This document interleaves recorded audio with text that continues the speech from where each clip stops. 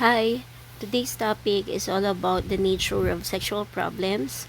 So, this is our main topic for the lecture 5 of Psychology of Human Sexuality. What I did in this lecture is that I just researched some articles and researches over the internet so that we could have a relevant information with this particular topic. Sometimes kasi what's written in the book is also researches coming from online, and also the examples there are also coming from are something that you could see online. So we don't have to be really technical in this particular topic since we have naman background in our abnormal psychology. So we're just trying to really have a picture of what's really going on in today's situation. Let's go. So the first thing that we're going to talk about is the men's and women's attitudes toward their physical sexuality. So most of the time naman talaga, the first thing that we are noticing in other people, especially in opposite sex, is their physical characteristics or physical appearance. So we are able to differentiate men and women based on their physical attributes. And also, those physical attributes actually is giving us impression about that person. And when we have that impression already, that actually motivate us to be closer to the person that we are attracted to. That is why this is very important. Okay, so these are some researches that reveal society's attitude about gender differences. So it is authored by Bonnie Marcos of Forbes Women, published on December 5, 2017. The first findings is that the first finding is that men see gender differences in the workplace as mostly biological. Talking about biological class, we all know that the biological makeup of men and women are actually different with one another, making men more strong, stable, and what do you call this? Less expressive of their emotions because of the chemicals inside their body, especially the testosterone, which makes them more aggressive as compared with women. On the other hand, women has this less number of testosterone, which makes them less aggressive, with which makes them quote unquote weaker as compared with men. An example of this class is during intimate activity or sexual activity, there is this kind of hormones called oxytocin that is actually making women vulnerable and becomes too attached with men, which they falsely believe that they are becoming or falling in love with their partner during the sexual activity. Whereas for male, their testosterone level is actually inhibiting this oxytocin to activate in their body. Thus, their attitudes towards sexual activity is really different as compared with women. And another one class, according on this biological point of view, 65% of women say they are mostly based on different expectations society has for men and women. San ba nanggaling yung expectation ng society with regards to the physical differences or gender differences of male and female? It is really on their biological makeup.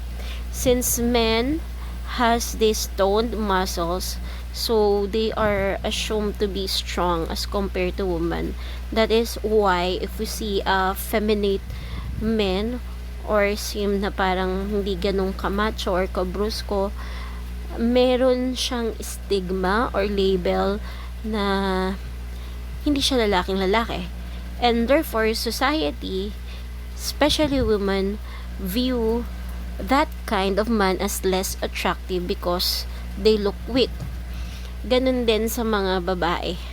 So, women are expected to be clean, very good in household chores, um, maganda yung katawan, because society actually influence our thoughts that women should have those qualities in order to get a husband in the future, or in order to conceive children. So kailangan parang yung mapuson o kaya malaki yung balakang. So we're having this assumption na that should be the kind of girl na hahanapin ng isang lalaki if they wanted to really get married, or mga characteristic ng kanilang aasawahin. So dito sa point na to, makikita natin that really society has this big impact on how we see the physical attributes of male and female, which in reality class, yung physical attributes na yon is actually biological in nature, because we all know naman our DNA is actually dictating, 'di ba, which hormones are we going to inherit from our parents, anong klaseng skin, anong kulay ng skin, anong kulay ng mata. Okay, so dun talaga siya nagsisimula, and then nai-influence lang siya ng ating society.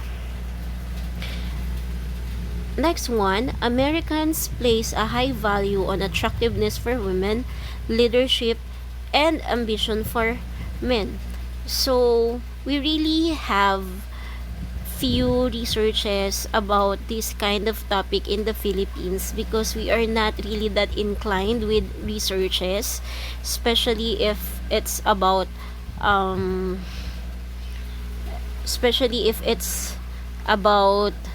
gender sensitivity. Ngayon na nga lang tayo nagkakaroon ng interest or inclination with this particular topic, but not really differences between the two most common known gender, because as of now most of the people are really interested with LGBTQ+. So anyway, sinasabi sa research na ito na woman daw should be attractive. Okay? So, para sabihin na isa kang babae, kailangan ng unang mapapansin sa'yo ay attractive ka. That is why most women are actually doing a lot of things in order to look attractive, because the society dictates that women should look attractive. And then pumapangalawa lang yung leadership and also yung ambition, yung panghuli. According to this research, the most highly valued trait for women was attractiveness, which is 35%, then empathy and nurturing at 30%, with ambition and leadership only 9%. For men, ang unang hinahanap na characteristics is actually honesty and morality, top at the list at 33%, professional and financial success at 23%, and ambition and leadership at 19%. So dito makikita natin that in terms of sexual differences or gender differences, mas appealing ang babae kung siya ay attractive, or mas appealing sa lalaki ang isang babae na magandang tignan as compare with babae na masyadong ambitious, because they believe that kind of character should be the top characteristic of a man. Kailangan ambitious sila because they are actually leading a family. Yun yung pinroject ng society na dapat na role ng isang lalaki at ng isang babae. Anyway, this data reveals our society's fixation with women's physical appearance as well as a lack of support for women's ambition. In fact, 28% of respondents volunteered that ambition, leadership, and assertiveness are traits that women should not have. So, this particular research is actually released December 2017 o ilang years ago pa lang. 3 years ago pa lang yun nakakaraan. But then again, our society really cannot handle women who is driven with their ambition as well as leadership. So, for them, this is not really a trait for women. So, dun natin makikita yung malaking difference. Lastly, the small percentage of people who value ambitious women is indicative of the bias that still remains against women who have the grit and desire to get ahead. This attitude shows up in the subtle and maybe not so subtle ways men are favored for sponsorship and leadership. With all the progress women have made in the last few decades, the emphasis on physical beauty remains.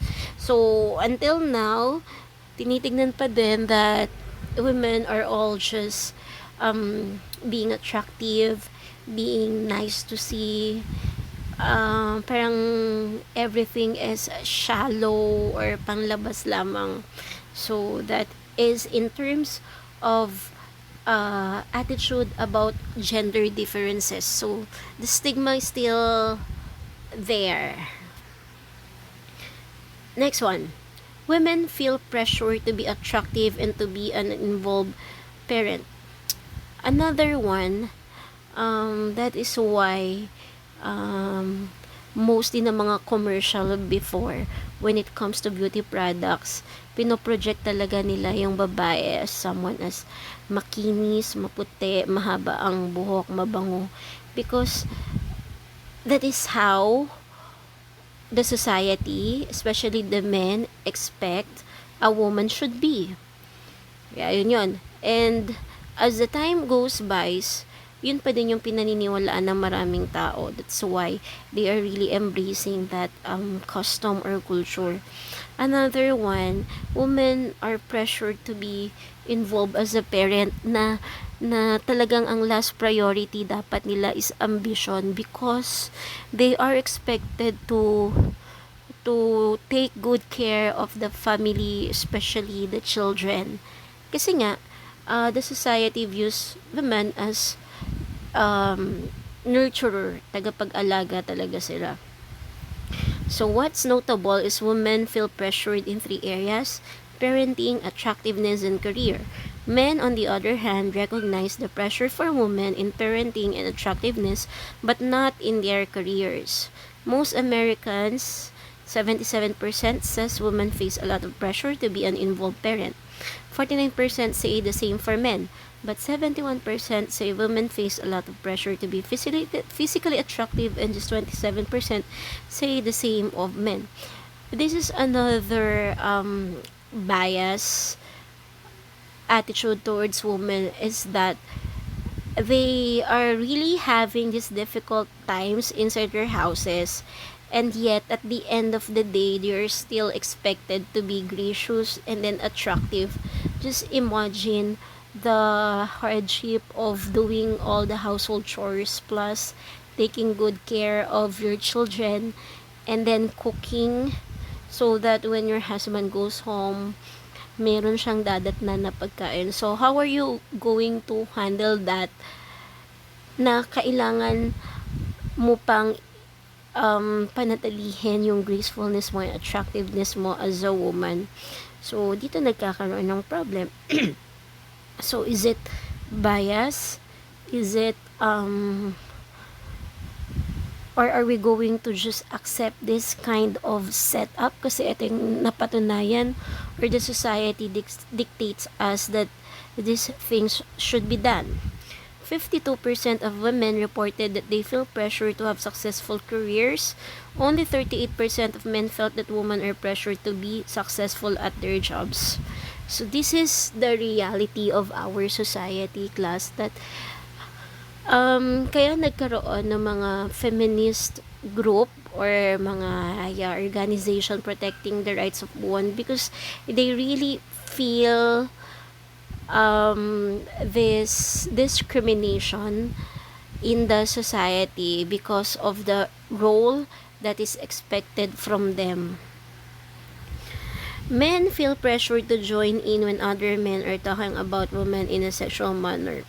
So one attitude in terms of physical sexuality is that the man has this freedom to actually talk about sexism, malicious towards other women. But then again, if women are talking about these sensitive things, people are going to take this against them.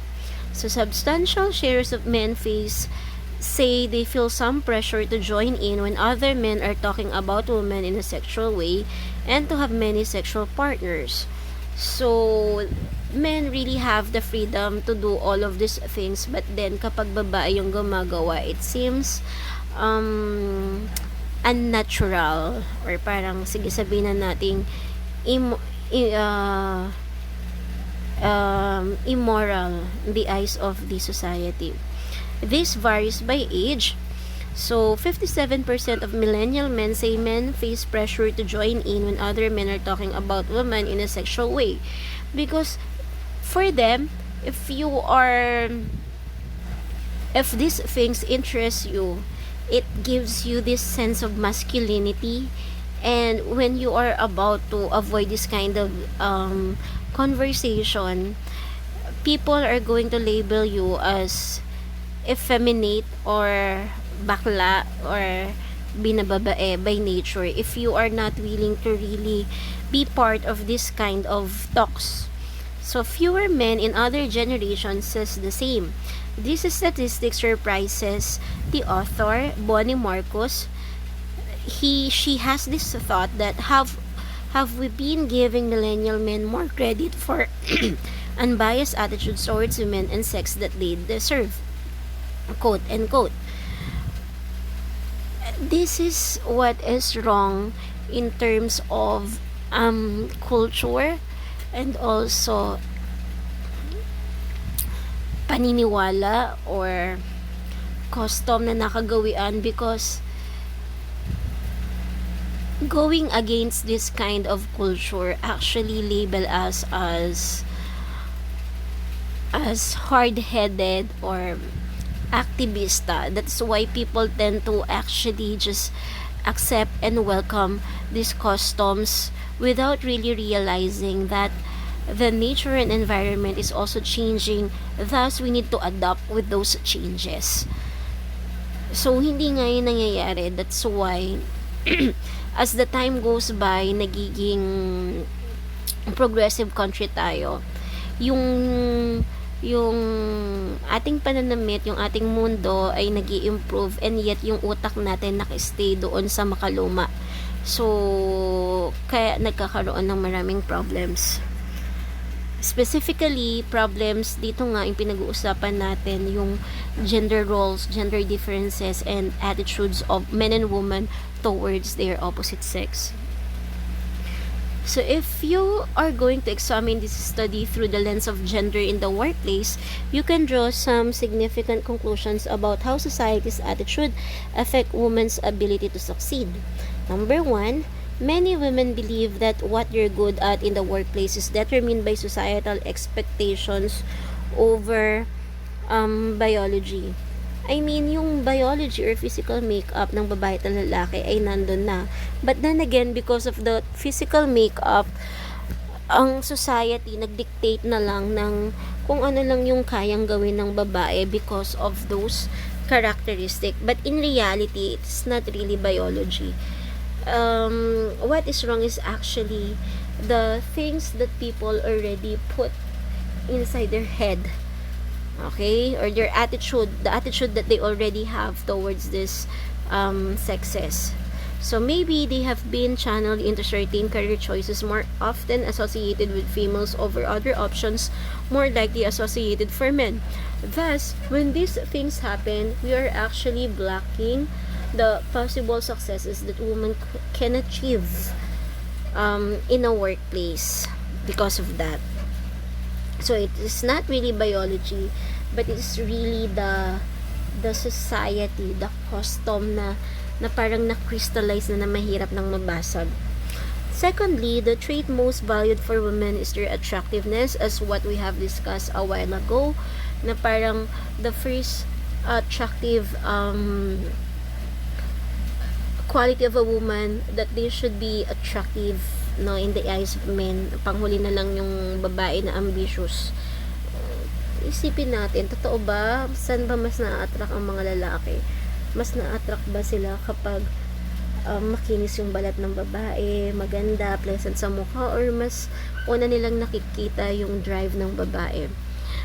We don't know, but with my experiences and also as I observe the society, some men are usually becoming intimidated kapag masyadong ambitious yung isang babae, because we are not really sanay na yung babae is assertive and mas angat kumpara dun sa magiging kapartner niya. 3. Sexism is still alive and well in our society. The pressure to join in on conversations that are sexual in nature remains prevalent as well. This marginalizes women in the workplace and reduces them to sexual objects. So sexual harassment can be the result of the normality of these conversations, because nga no one is stopping this kind of culture. It's like nakakamacho if there is a talk with regards to women, their experiences with other women, and then kapag babae naman yung mag-uusap-usap, they see it as a taboo or not normal. So because of this kind of freedom, mas marami talagang nahaharas or naa-abuse ng mga babae. Let's go with number 4. Women are making some progress advancing in the workplace, but what is evident from this research is that attitudes about gender differences remain a significant factor in gender equality. Our society's point of view about women, as highlighted in this report, reveals a gap of understanding about how gender dictates our success. So, in a nutshell, guys, talking about the differences of men and women in their physical sexuality is actually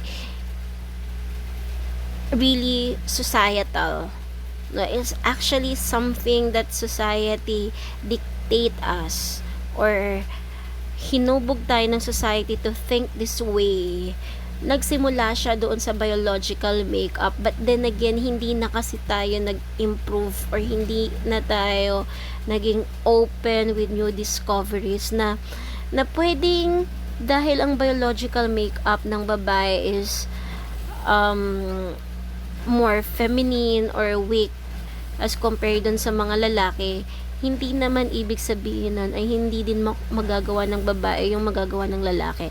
It might be men could actually do it first, and then magagawa din ng mga babae yung kayang gawin ng lalaki, kaya lang sa mas mabagal na pagkakataon. Like, dahil nga sa physical qualities ng mga lalaki na stronger, pwedeng mauna sila ng ilang taon, tapos susunod na lang yung babae, but it doesn't mean na hindi naman talaga nila ma-achieve. So anyway, it also true with the sexuality and all. Next, let's go with sexual problems in women.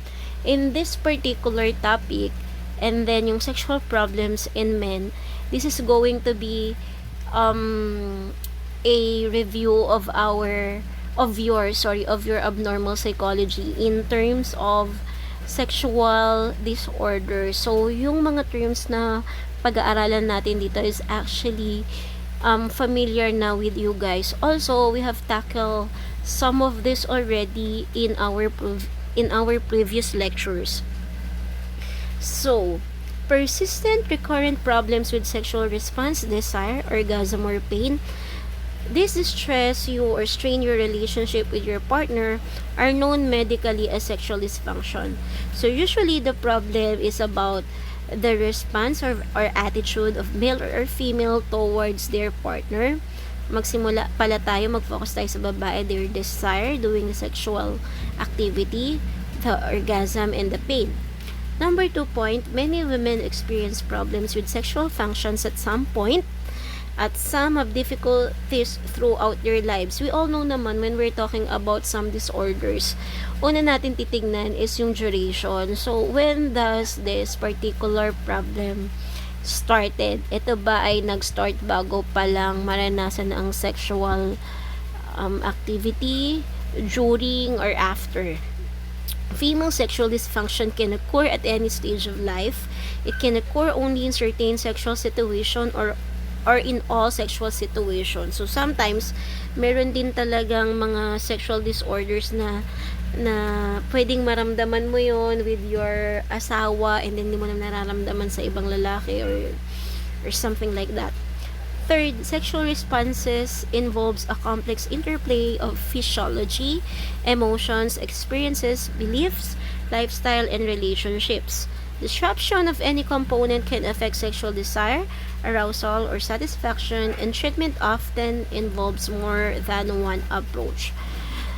Not really on sexual disorders. We all know that all the disorders or abnormal disorders in psychopathology actually a combination of the different factors, like factors coming from the environment, from our physical makeup, from our interaction with other people. So nagkakahalo-halo siya. So basing on where your sexual disorder have been triggered, yun din yung kailangan nating approach na gawin during the treatment. So anyway, class. So what are the symptoms of female sexual disorder?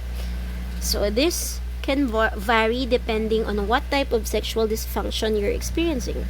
Letter A, we have the low sexual desire. This is common among female sexual dysfunctions. So this low sexual desire involves a lack of sexual interest or willingness to actually be in a sexual activity or sexual intercourse. Next is sexual arousal disorder. It has something to do naman with difficulty being aroused or unable to become aroused or maintain arousal during sexual activity. In sexual arousal disorder, you have this interest to really have sex, but then again, it doesn't excite you when you are doing it na. No? Parang ganon. You like to have sex, but then again, during that time, parang hindi ka na-excite or hindi ka nagkakaroon ng mataas na libido level. Okay, yun. Letter C, orgasmic disorder. You have persistent or recurrent difficulty in achieving orgasm after sufficient sexual arousal and ongoing stimulation. This is when you are already in a sexual intercourse, but then again, hindi mo marating yung climax or yung satisfaction of having a sexual intercourse. So again, this could be caused by biological, mental, environmental, or psychological problems. So yun yung aalamin. And then letter D, we have the sexual pain disorder. So you have pain associated with sexual stimulation or vaginal contact. It really it's gonna be breaking your relationship with your partner kasi itong sexual pain disorder, even wala ka pang intact with your partner, just the thought of you being penetrated actually giving you so much anxiety already. Parang nakakaramdam ka na agad ng pain if ever may ipapasok siya sa'yo or may gagawin sa'yo yung partner mo. So anyway guys, again, you might be having a sexual dysfunction if you are experiencing a low sexual desire, ayaw mo makipag-sex, hindi ka na-arouse, okay, or you have difficulty reaching the orgasm, or you feel painful, especially during penetration, that enjoying sex for you is really a dilemma. Next. Anyway, class, this nga pala yung pinag-uusapan natin came from Mayo Clinic or Mayo Clinic. So, dito ko yung nakuha. You could actually research this also in internet. Madali lang naman siya makita. So, what causes the sexual problems with female? So, sexual problems often develop when your hormones are in flux, such as after having a baby or during menopause. So, major illness such as cancer, diabetes, or heart and blood vessel disease can also contribute to sexual dysfunction. So, this kind of causes is actually biological by nature kapag ito yung dahilan. So, some factors are often interrelated that contribute to sexual dissatisfaction or dysfunction include, number 1, physical. No, kapag ikaw ay merong medical conditions, syempre kung meron kang cancer, kidney failure, these are all biological, these are all hormonal. It could actually influence the activity of your hormones, thus making you having a low desire towards sex, or wala kang orgasm. Syempre, cancer patient ka, mababa yung energy. Okay, how are you going to sustain during the sexual activity if you have the heart disease, bladder problems? And then, in addition to that, kapag naman ikaw also ay merong ginagawa na medication because of certain illness, some medicine could actually influence the activity of the hormones inside of your body responsible for the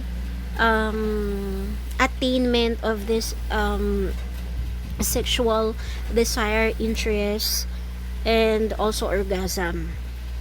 Number 2, we have also hormonal. Hormonal is more parang biological din. So, mas specific lang talaga siya doon sa what do you call this? Mas specific lang siya doon sa tinatawag natin na estrogen levels kapag mababa, kapag ang babae nagme-menopause. So, like for example, if a female's already in the menopausal stage, usually nawawala na yung kanilang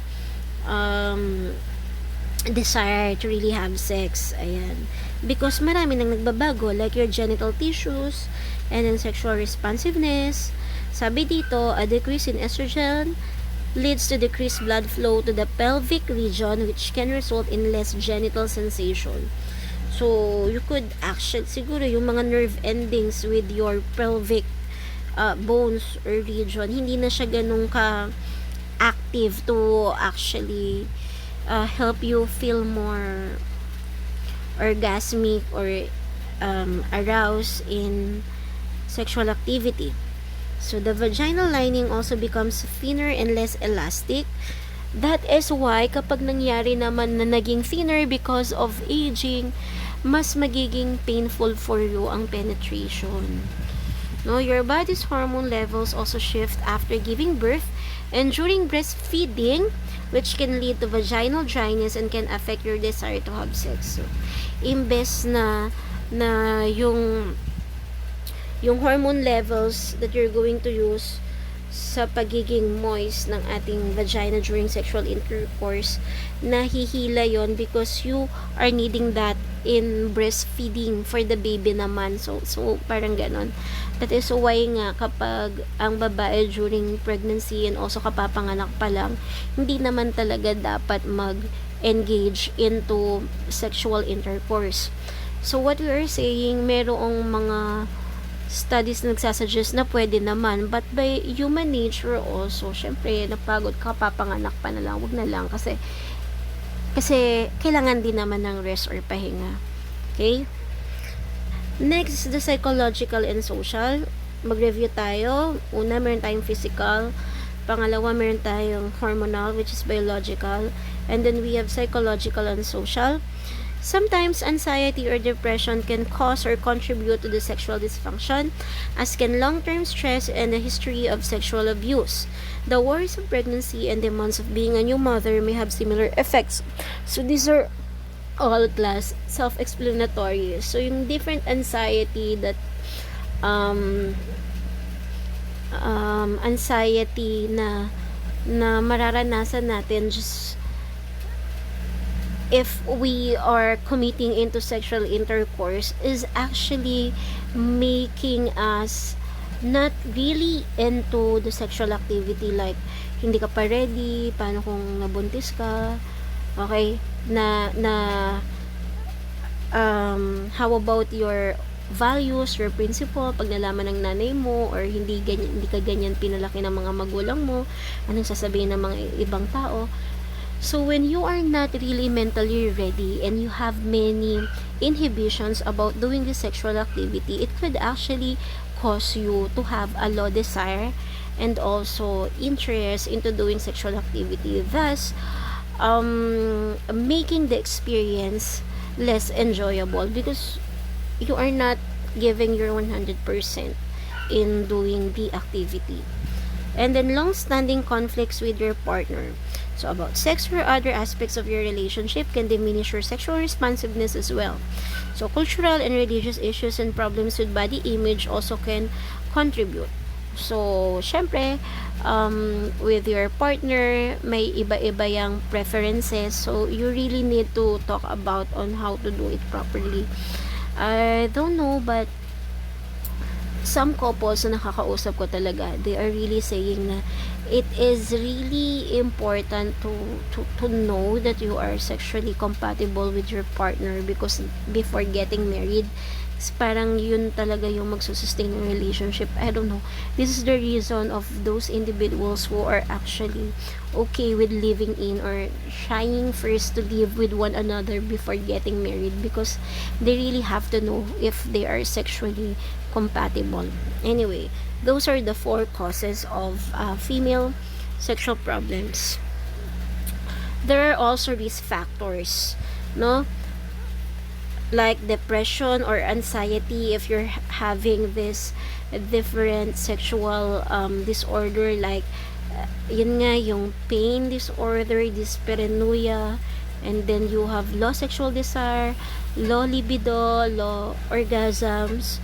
So heart and blood vessel disease, neurological condition, certain medications such as antidepressant or high blood pressure medications could actually trigger or a factor to have this sexual disorder. Yan, emotional or psychological stress, a history of sexual abuse. All in all, class, itong risk factors na to, iikot lang siya doon sa ating mga factors in terms of the causation of sexual disorders as well as other disorder, like biological, physical, environmental, ano pa, cultural, societal, ayan, yung mga factors na yun. Okay, so how about sexual problems in men? So, meron tayo, dun sa babae, meron tayong 4, sa men, tignan natin. Una, pag-aralan natin what causes male sexual problems. Tignan natin kung parehas dun sa girl. Just like the cause of sexual problem in female, sa male din, it could actually coming from the physical causes. Like if they have a medical conditions like diabetes, heart disease, and kidney, liver failure, alcoholism, and drug abuse, these things could actually contribute for men to have sexual problems. Aside from physical causes, just like with female, psychological aspect could also be one of the causes for having a male sexual problems. These include work-related stress and anxiety, concern about sexual performance, because most of the men are having this stigma that they should last longer than females or kailangan yung macho effect ba. Yan. Marital relationship problems, depression, feelings of guilt, and the effects of a past sexual trauma, just similar with the girls, are actually could cause a male sexual problems. So, How do these sexual problems affect men? The most common sexual problems in men are ejaculation disorder, erectile dysfunction, and inhibited sexual desire. So, we have 1, 2, and 3. Tandaan nyo yun sa babae at sa lalaki So, what are ejaculation disorder? There are different types of ejaculation disorder in men, including number 1, premature ejaculation. So, this refers to ejaculation that occurs before or soon after penetration. So, sinasabi dito na kailangan 1 minute, no, yung normal. No, kailangan parang nag-ejaculate ka 1 minute before the penetration or 1 minute after the penetration. That is normal. Yung lumalabas yung white fluid or semen. B. Inhibited or retarded ejaculation. This is when ejaculation is slow to occur. Yung kahit na anong foreplay yung gawin mo or kung gaano kayo ka-aggressive with sexual activity, still you are not reaching orgasm, no? Kumbaga sa babae, ito yung yung low sexual orgasm. And then letter C, we have retrograde ejaculation. This occurs when at orgasm, the ejaculate is forced back into the bladder rather than through the urethra and out of the penis. Usually kasi during sexual activity. So, when you feel this hit coming on because you are having sexual activity, dapat nilalabasan ka na. Okay? But dito sa retrograde ejaculation, with the word retrograde, imbis na labasan ka, bumabalik sa loob. Okay? Yung semen. So, just imagine na lang kung ano yung mangyayari. So, that is the retrograde ejaculation. So, yun, class. Next. Number 2 is the erectile dysfunction. So, erectile dysfunction is also called, class, the impotence. Okay? Oops. Ayan. Tinatawag din siyang impotence. Ayan. Defined as the inability to attain or maintain an erection suitable for intercourse. So, hindi ka tinatayuan. Okay? Dito. Even though you are about to reach orgasm, bigla na lang siyang nalulutay or hindi tumatayo. So, causes of erectile dysfunction include diseases affecting blood flow such as atherosclerosis or hardening of the arteries, nerve disorders, psychological factors such as stress, depression, and performance, and injury to the penis. We all know, class, in our previous lecture that male penis are actually boneless. Wala siyang buto. Okay, it's just all muscles and nerve tissues na ang nagpapa-erect dito or nagpapatayo is actually the blood flow. So, if you have problem in terms of the blood flow, yan sa arteries, okay, because of depression and stress, hindi mo talaga ma-maintain yung erection, especially during the sexual intercourse. So, chronic illnesses, certain drugs, and condition called Peyronie's diseases or scar tissue in the penis also can cause erectile dysfunction. So, ang kailangan pa man din during sexual intercourse is for the penis to erect in order to penetrate yung vagina ng isang babae. So, if not because of these causes, so that might endanger your satisfaction with sexual activities. And number 3, we have the inhibited sexual desire. So, inhibited sexual desire or the loss of libido refers to the decrease in desire for or interest in sexual activity. Reduced libido can result from physical or psychological factors. So, this disorder has been associated with low levels of the hormone testosterone.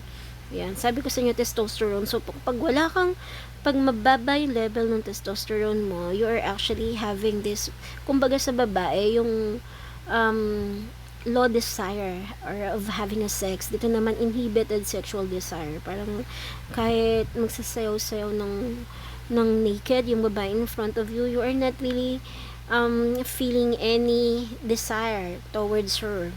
So it may also be caused by psychological problems such as anxiety and depression, medical illnesses such as diabetes and high blood pressure, certain medications including some antidepressant, and relationship difficulties. So guys, babae or lalaki, basically yung causes and symptoms nila pare-parehas lang. And most of the time, ang babae meron siyang low orgasm at saka low sexual interest. Ganun din sa lalaki, meron naman silang inhibited sexual desire. Okay? And erectile dysfunction sa lalaki, sa babae naman meron silang yung hindi maka-reach ng orgasm. So, halos interrelated din lang silang dalawa. And one similarities or major similarities na meron ang male and female sexual disorder is yung cause kung bakit sila nagkakaroon ng ganito. So again, it involves factors like biological, medical, physical, environmental, psychological, like stress source and anxiety. Okay? So, can sexual problems be cured for both male and female? The success of treatment for sexual dysfunction depends on the underlying cause of the problem. So the outlook is good for dysfunction that is related to a treatable or reversible physical condition. Mild dysfunction that is related to stress, fear, or anxiety often can be successfully treated with counseling, education, and improved communication between partners. So, according to this paragraph, sexual problems can be cured naman, pero yung approach or yung treatment is depende kung saan nag-ugat yung problem. Like, for example, if the problem is medical, like, for example, may iniinom kang gamot because of some illnesses, so the treatment should also be medical. Kailangan, meron ka ding, yung solution is coming from a medical perspective or point of view. And if the problem is actually psychological, like, dahil hindi mo na gusto yung partner mo, or hindi na siya ganun ka-physically attractive sa'yo. So, ang approach nito dapat is counseling or psychotherapy. And the most important thing about having a counseling or therapy related to sexual problems is yung partner mo present when you are having this counseling, so that alam mo or alam ng partner mo yung gagawin in order to help you. Because dun sa sexual activity na gagawin mo, hindi mo naman siya gagawin mag-isa. So, you need your partner. That is why kailangan andun siya. So, again, whatever the root cause of any sexual dysfunction or disorder, dapat yon dun ibabagay yung treatment na gagawin in order to cure that specific sexual disorder. And, importante talaga yung participation ng iyong partner. So, can sexual problems be prevented? Yes, if you're going to follow your doctor's treatment plan for any medical or health conditions. Yes, if you're going to limit your alcohol intake as it make inhibit or decrease some level of hormones into your body that could help you sustain or maintain your energy during sexual activity. Yes, if you're going to quit smoking, again, this is hormonal related, biological related. Yes, if you're going to deal with any emotional or psychological issues such as stress, depression, and anxiety. So, get treatment as needed, therapy with your partner.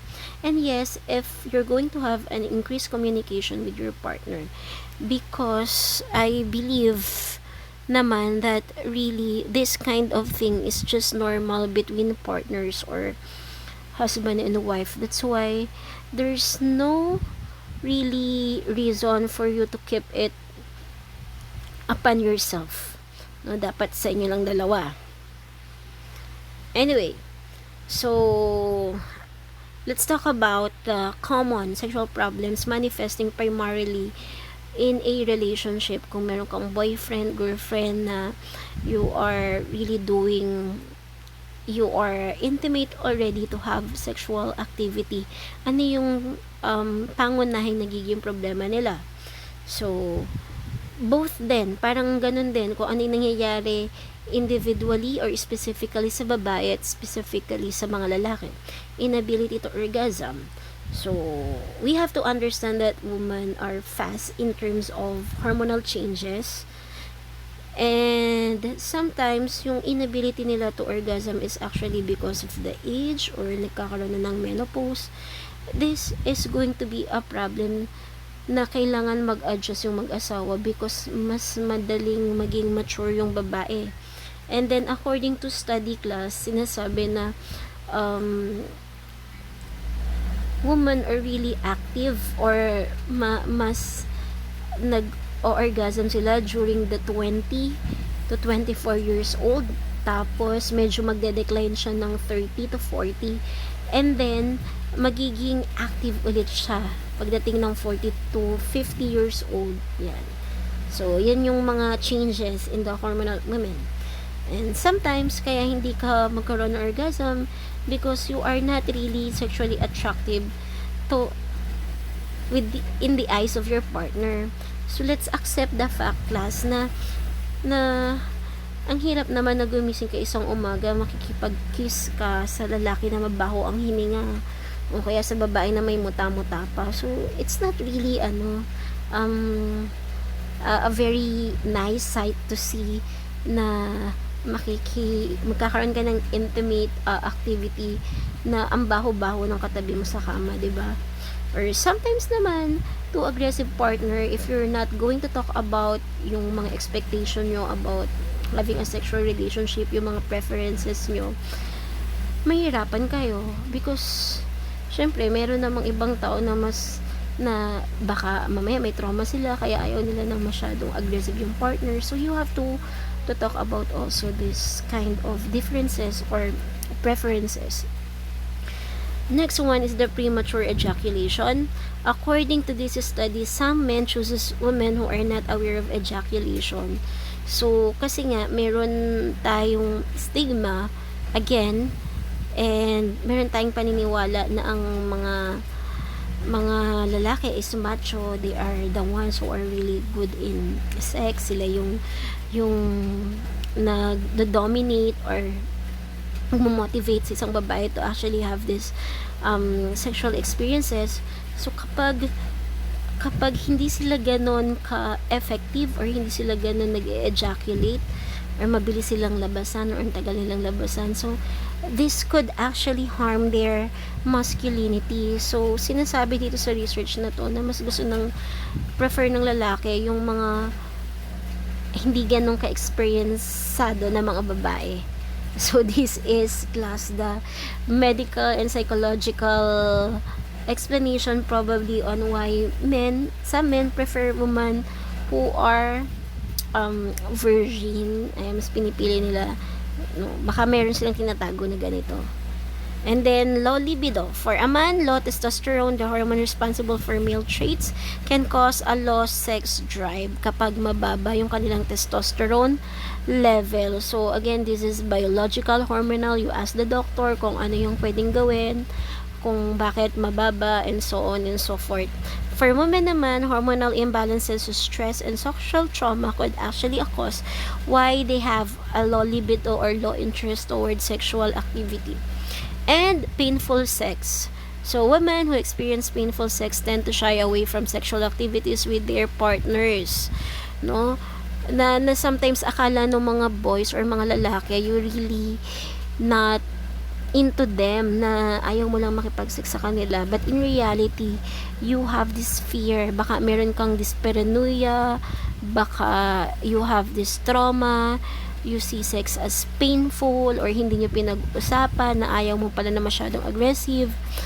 And if you withhold sex for fear of pain without talking to your partner about it, it can lead to hurt feelings and hostility from your partner.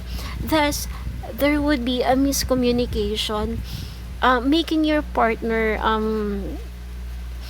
ang tawag dito, misinterpret your behavior towards him. So, mas maigi talaga that there should be an open communication about your preferences when you are doing the sexual activity. Kasi, this is really a major part of your ang tawag dito, of your pagsasama or your relationship, class. So, anyway, we have 1, 2, 3, and 4.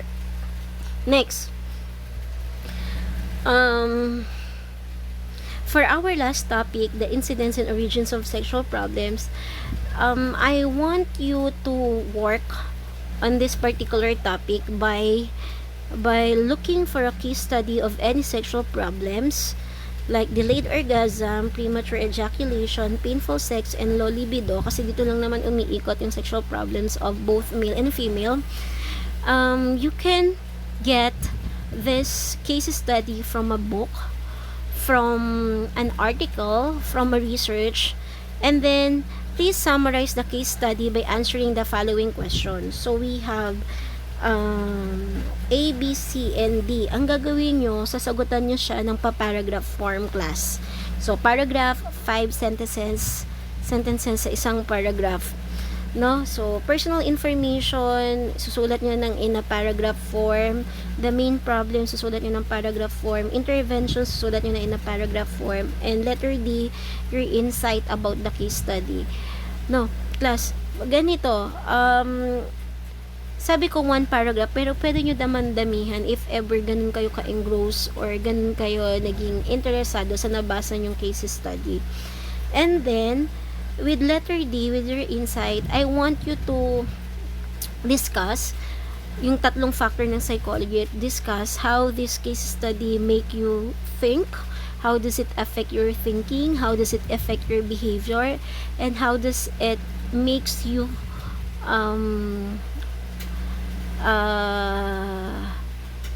feel. Ulit tatlo, think, behave, and feel towards sexual problems or towards the case study that you have read, okay, or you research on class. So, maghanap po kayo at basahing maigi. And class, with your paragraph or with your activity na ito na parang essay, I want you to also attach yung PDF file or yung documents or yung picture na binasa nyo na case study so that I would be having a reference also. Okay? So, for this week, this is all we got, and I hope class you learned something from this one. You could actually ask me, no, you could actually ask me about some questions directly. I-PM nyo ako or idaan nyo kay Miss Alteos. Thank you guys and good night.